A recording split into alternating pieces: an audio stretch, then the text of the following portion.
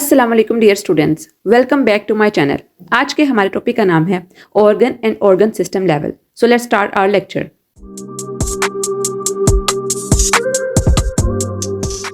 Okay बच्चों, last lecture में हमने टिश्यू लेवल तक कंप्लीट किया था। हमने देखा था कि किस तरह सेल्स अपने आप को ऑर्गेनाइज्ड वे में रखते हैं तो हमारे पास टिश्यू बन जाता है। आज हम देखेंगे उससे आगे कि किस तरह टिश्यूज जो हैं वो अपने आप को अरेंज कर रहे हैं, किस तरह अपनी अरेंजमेंट कर रहे हैं, किस तरह ऑर्गेनाइज्ड हो रहे हैं और एक नया लेवल ऑफ ऑर्गेनाइजेशन क्रिएट कर रहे हैं। बच्चों, टिश्यू लेवल तक हमने देखा था कि सेम टाइप ऑफ सेल्स जो थे वो अपने आप को ऑर्गेनाइज कर रहे थे, लेकिन अब यहां पर थोड़ी सी चेंजेस आ जाएंगी। अब क्या होगा, अब डिफरेंट टाइप ऑफ टिश्यूज जो होंगे वो अपने आप को अरेंज करेंगे। अब जब डिफरेंट टाइप ऑफ टिश्यूज अपने आप को अरेंज करेंगे तो वो कलेक्टिवली एक ऐसा सिस्टम बनाएंगे जिसको हम कहेंगे ऑर्गन। और जो ऑर्गन होगा वो एक पर्टिकुलर फंक्शन जो होगा वो परफॉर्म करेगा।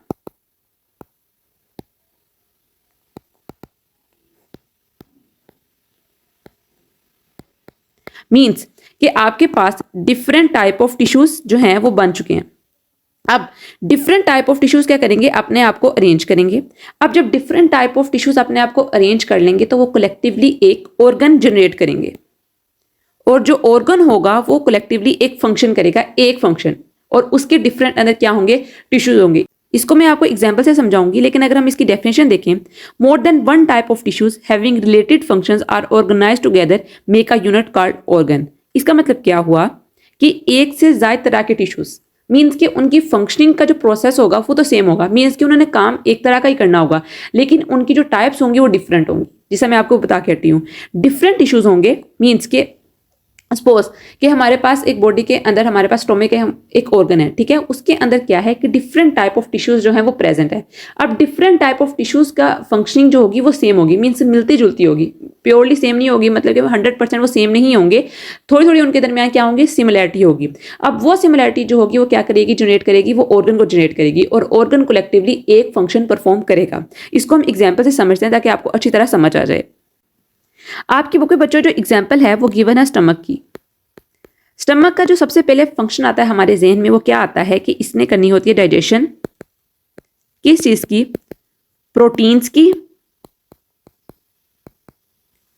और दूसरा रोल इसने प्ले करना होता है स्टोरेज ऑफ फूड।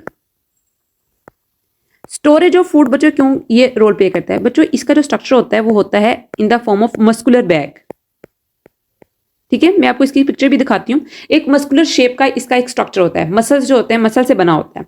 इसके एक फंक्शनिंग तो आगे कि इसने मेन प्राइमरी फंक्शन करना है प्रोटीन की डाइजेशन, और दूसरी बात इसने करनी है कि स्टोर करना है जो भी हम फूड ले रहे हैं इसको अपने हमारी बॉडी के अंदर काफी लॉन्ग टाइम स्पैन तक इसने रखना है।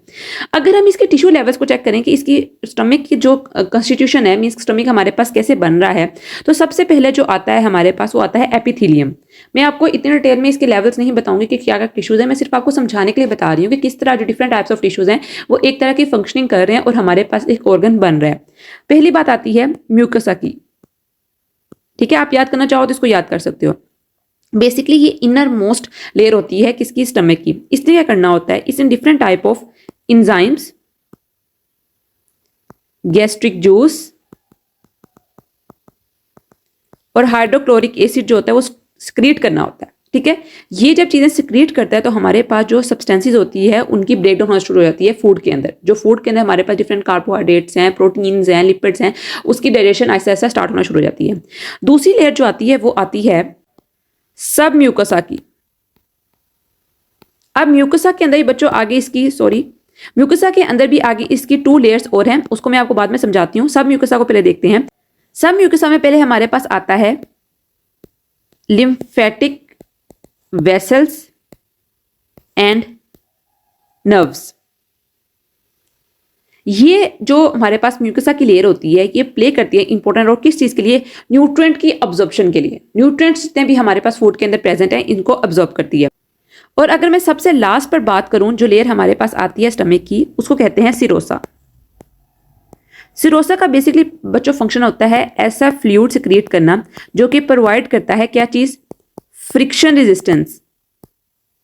मींस कि वो स्टमक के इर्द गिर्द ऐसा फ्लूइड प्रोवाइड कर रहा होता है जिससे क्या होती है फ्रिक्शन नहीं हो रही होती स्टमक के दूसरे ऑर्गन्स के साथ। आपको पता है कि कलेक्टिवली सारे ऑर्गन्स जो होते हैं वो हमारे एब्डोमेन रीजन के अंदर सारे असेंबल्ड होते हैं, एक साथ लगे होते हैं। अगर उसके दरमियान फ्लूइड ना होगा तो क्या होगा, फ्रिक्शन होगी, रगड़ खाएंगे तो हमारे ऑर्गन्स जो होंगे वो हार्म्ड हो जाएंगे। इसलिए कहते हैं जो स्टमक की आउटर लेयर होती है सिरोसा, वो क्या करती है, फ्लूइड सिक्रिएट करती है ताकि फ्रिक्शन को रोका जा सके।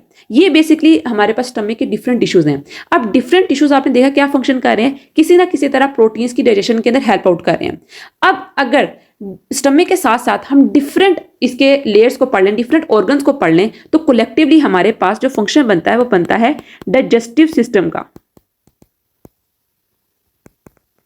मीन्स के डाइजेस्टिव सिस्टम के जहन में जब आप सुनते हो तो क्या आपके जहन में आता है, डाइजेस्टिव सिस्टम के हमारे जहन में आता है कि किसी चीज़ की डाइजेशन, किस चीज़ की डाइजेशन हो रही है हमारे अंदर, फूड की हो रही है। फूड के अंदर क्या है, कार्बोहाइड्रेट्स हैं, प्रोटीन्स हैं, लिपिड्स हैं, फैट्स हैं, इन सब की डाइजेशन हो रही है। अब डाइजेस्टिव सिस्टम के अंदर जो बेसिकली होता है डिफरेंट ऑर्गन्स होते हैं। अब डिफरेंट ऑर्गन्स जो होते हैं वो पर्टिकुलर अपना फंक्शन परफॉर्म करें। आप देखो जैसे स्टमक है वो क्या कर रहा है, अपना फंक्शन परफॉर्म कर रहा है कि उसने प्रोटीन की डाइजेशन करनी है, ठीक है। ओरल कैविटी होती है वो क्या करती है, हमारे पास चर्निंग करती है फूड की। ये एक हमारे पास सिस्टम ऑर्गन है, ठीक है। और ओरल कैविटी में अभी आपको डिटेल में समझाती हूँ ऑर्गन सिस्टम कैसे हमारे पास बन रहा है, तो उसके अंदर हम देखते हैं वो क्या करिए, वो चर्निंग करिए फूड की। तो बेसिकली क्या है कि ऑर्गन सिस्टम के अंदर डिफरेंट ऑर्गन्स होते हैं। ये ऑर्गन क्या करते हैं, अपना एक पर्टिकुलर फंक्शन परफॉर्म करते हैं। पर्टिकुलर फंक्शन परफॉर्म कर करके वो एक मेन फंक्शन की तरफ जाते हैं, जो कि क्या बनता है, एक ऑर्गन सिस्टम आ जाता है और हो जाती है डाइजेशन ऑफ फूड। अब मैं आपको डिफरेंट ऑर्गन सिस्टम बताती हूँ कैसे हमारे पास बन रहे हैं। हम डाइजेस्टिव सिस्टम को ही देखेंगे क्योंकि आपकी बुक के ऊपर यही मेंशन है। डाइजेस्टिव सिस्टम, डाइजेस्टिव सिस्टम बच्चों बेसिक सबसे पहले स्टार्ट होता है ओरल कैविटी से, मीन्स कि आपके माउथ से जहां से आप लोग अपना फूड अंदर लेकर जा रहे हो। ओरल कैविटी में बच्चों बेसिकली क्या होनी होती है, ओरल कैविटी में बेसिकली च्यूइंग होनी होती है फूड की। च्यूइंग का मतलब क्या होता है, चबाना फूड का, ठीक है। और केमिकल ब्रेकडाउन होता है फूड का। अब इसके अंदर डिफरेंट टाइप ऑफ इंजाइम जो होते हैं वो हमारे पास होते हैं, जैसे अमाइलेज होता है, तो ये काम करता है। अब ओरल कैविटी के अंदर जो मेन फंक्शनिंग होती है, मीन्स कि किस चीज की वहां पर डाइजेशन होनी होती है, वो होनी होती है कार्बोहाइड्रेट्स की। कार्बोहाइड्रेट्स जो होते हैं वो यहाँ पर डाइजेस्ट होते हैं ओरल कैविटी के अंदर। अब ओरल कैविटी से आगे जो हमारे पास फूड होता है वो जाता है स्टमक की तरफ। अब स्टमक के अंदर मैंने जैसे आपको बताया डिफरेंट टाइप ऑफ टिश्यूज हैं। अब उसके अंदर वहां जाके प्रोटीन्स की डाइजेशन होनी होती है। डिफरेंट टाइप्स ऑफ इंजाइम जो होते हैं हमारे पास, डिफरेंट टाइप्स ऑफ जूसेस होते हैं, वो वहां पर सिक्रीट होते हैं और वहां जाके ये मैकेनिकल जो ब्रेकडाउन होता है वहां पर हो रहा होता है। उसके बाद स्टमक से जो फूड होता है वो हमारे पास जाता है स्मॉल इंटेस्टाइन के पास। मैं आपको इसके स्ट्रक्चर दिखाती हूँ ताकि आपको अच्छी तरह समझ आ जाए। स्मॉल इंटेस्टाइन के पास, स्मॉल इंटेस्टाइन में बेसिकली बच्चों यहां पर न्यूट्रिएंट्स की अब्जॉर्प्शन होनी होती है। न्यूट्रिएंट्स अब्जॉर्प्शन, ठीक है। न्यूट्रिएंट्स की अब्जॉर्प्शन होगी, यहाँ पर डिफरेंट टाइप्स ऑफ एंजाइम जो होते हैं वो सिक्रीट होते हैं। आप इसका भी कह सकते हो बेसिकली यहाँ पर होनी होती है अमाइनो एसिड्स की, फैटी एसिड्स की और शुगर्स की अब्जॉर्प्शन। और यही जो अब्जॉर्प्शन होती है हमारे पास ब्लड स्ट्रीम के अंदर यहाँ से जाती है। यहाँ पर लिम्फेटिक सिस्टम प्रेजेंट होता है एक तरह का, और यहाँ से जो फूड होता है वो जाता है हमारे पास किसकी तरफ, ब्लड स्ट्रीम के अंदर ग्लूकोज की फॉर्म में। उसके बाद लास्ट पर आता है हमारे पास large intestine. Large intestine basically बच्चों यहां पर होनी होती है एब्जॉर्प्शन किस चीज की, वाटर की और इलेक्ट्रोलाइट्स की। आप इसको डिटेल में जाके आगे क्लासेस में पढ़ोगे, मैं आपको सिर्फ थोड़ा सा बता रही हूं। बेसिकली यहां पर जो होते हैं हमारे पास विटामिन के और विटामिन बी प्रेजेंट होते हैं, ठीक है। यहाँ पर जो अनडाइजेस्टेड कार्बोहाइड्रेट्स होते हैं ना हमारे पास बॉडी के अंदर, जो हमारे ओरल कैविटी के अंदर डाइजेस्ट हो चुके थे कुछ तो, और कुछ वैसे थे, क्योंकि स्टमक का फंक्शन नहीं होता कार्बोहाइड्रेट को डाइजेस्ट करना, ठीक है। उसके पास वो एंजाइम नहीं होते। स्मॉल इंटेस्टाइन का भी फंक्शन नहीं होता। लार्ज इंटेस्टाइन बेसिकली हमारे पास वो कार्बोहाइड्रेट्स को डाइजेस्ट करता है, क्योंकि इसके पास गट बैक्टीरियाज होते हैं जो कि डाइजेस्टेड ऊपर नहीं हुए हैं, ऊपर वाले ऑर्गन्स में नहीं हुए हैं, ठीक है। उसके बाद जो हमारे पास आते हैं वो आते हैं लिवर और पेनक्रियाज, ये भी इन्हीं के दरमियान में आते हैं। आपकी बुक के ऊपर जो ऑर्डर है वो इस तरह लिखा हुआ है, जो कि रोंग है।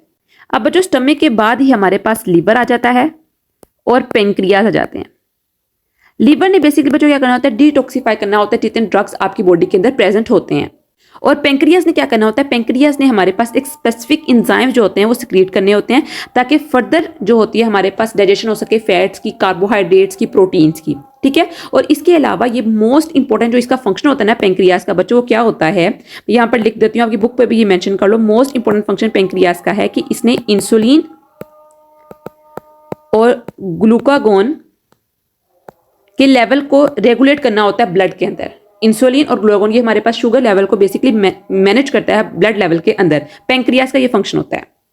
अब बच्चों देखो यहाँ पर मैंने आपका पूरा जो डाइजेस्टिव सिस्टम है उसको बनाया है। स्टमक ऑर्गन की बात कर रहे थे, ठीक है, हमने पढ़ा स्टमक के different types of layer tissues हैं वो कैसे बनते हैं, ठीक है।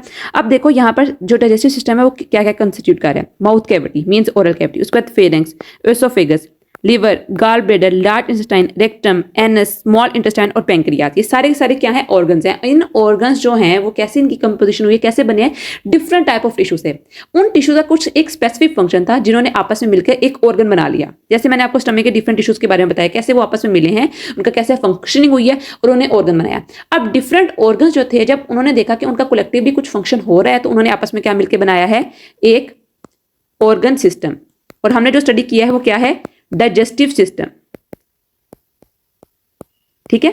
आप चाहो तो इसकी जनरल बहुत सिंपल डायग्राम भी अपनी बुक के ऊपर बना सकते हो, पेपर के अंदर बना सकते हो। चाहो तो इसका स्क्रीनशॉट ले लो, मैं यहां से सब कुछ रिमूव कर देती हूँ। जो दूसरा सिस्टम बच्चों मैंने ऐड किया है वो क्या है, बेसिकली वो यूरिनरी सिस्टम है। यूरिनरी सिस्टम में क्या होता है, बेसिकली आप यूरिन को पास आउट करते हो अपने बॉडी से, ठीक है। ये आपके पास किडनीज हैं, ठीक है, ये दरमियान में आर्टरीज और वेन्स की जो ब्लड सप्लाई है, ठीक है। उसके बाद ये आपका जो ब्लड कैरी कर रहा होता है, आपकी किडनी से जो भी वेस्ट आता है, सॉरी यूरिन आता है, उसको कैरी कर रहा होता है, उसको कहते हैं यूरेटर। अब ये यहाँ आकर हमारे पास ब्लेडर के अंदर स्टोर हो जाता है। अब ब्लेडर से हमारे पास यहाँ पर मसल्स होते हैं जो कि इसको स्टॉप कर रहे होते हैं, और हमारे पास इनवॉलंटरी या वॉलंटरी कंट्रोल के थ्रू हम इसको पास आउट कर रहे होते हैं यूरेथ्रा के थ्रू, ठीक है। मेल और फीमेल का आपको पता है थोड़ा सा डिफरेंशिएट होता है। अब अगर डिफरेंट टाइप्स ऑफ मैं ह्यूमन बॉडी ऑर्गन सिस्टम आपको दिखाऊं, वो ये देखो यहाँ पर सबसे पहले आता है हमारे पास स्केलेटल सिस्टम। स्केलेटल सिस्टम क्या होता है, हमारे पास जो बॉडी के बोन्स होते हैं या स्केलेटन जो होता है बेसिकली वो स्केलेटल सिस्टम होता है, ठीक है। इसके अंदर डिफरेंट टाइप्स ऑफ बोन्स आती हैं, टीमर होती है, फीबिया होती है, हमारे पास कैपुला होती है, सारी ये क्या है, वर्टिब्रल कॉलम होती है, सारी क्या है, ये स्केलेटल सिस्टम है हमारे पास।